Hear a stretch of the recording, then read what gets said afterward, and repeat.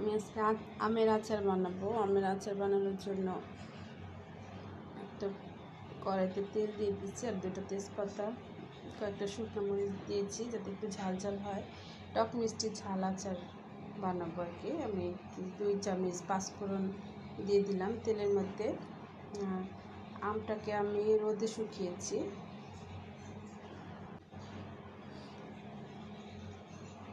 এখন আমি তেলে ভেজে মশলাগুলো দিয়ে দেবো। সরিষা বাটা দিচ্ছি, এটা হলো সাদা সরিষা বাটা, আর একটু আদা রসুনের পেস্ট দিয়েছি, আর 1 চামচ হলুদের গুঁড়া, 1 চামচ মরিচের গুঁড়া, আর জিরে গুঁড়া, ধনিয়া গুঁড়া এবং স্বাদ মতো লবণ দিয়ে ভালো করে কষিয়ে নেব।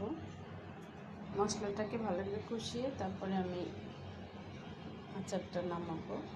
চিনি দিয়ে দিলাম, এটা হলো লাল চিনি, 2 চামচ চিনি দিয়ে দিলাম, যেহেতু এখানে টক মিষ্টি ঝাল আচার বানাবো। আর টক মিষ্টি ঝাল আচার বানালে আমি মিষ্টির পরিমাণটা একটু বেশি দেই, মিষ্টিটা হলে ভালো লাগে আচারটা খেতে। তা অনেকগুলো রসুন দিয়ে দিলাম।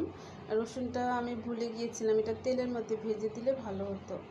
তো সব শেষে আমি পাঁচফোড়ন গুঁড়াটা দিয়ে দিলাম উপর দিয়ে। পাঁচফোড়নটা দিয়ে আমি আর কিছুক্ষণ জাল করব। দেখুন আমার আচারটা কিন্তু হয়ে আসছে একেবারেই।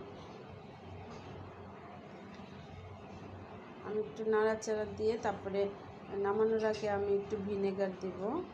ভিনেগার না দিলে আচার অনেক দিন রাখা যায় না, তো ভিনেগার দিয়ে দিচ্ছি। ভিনেগার দিয়ে আমি নাড়াচাড়া দিয়ে নামিয়ে ফেলব। দেখুন আমি মেপে মেপে দিচ্ছি ভিনেগারটা। তো আমার আচারটা দেখুন কত সুন্দর কালার আসছে। টক মিষ্টি আচার।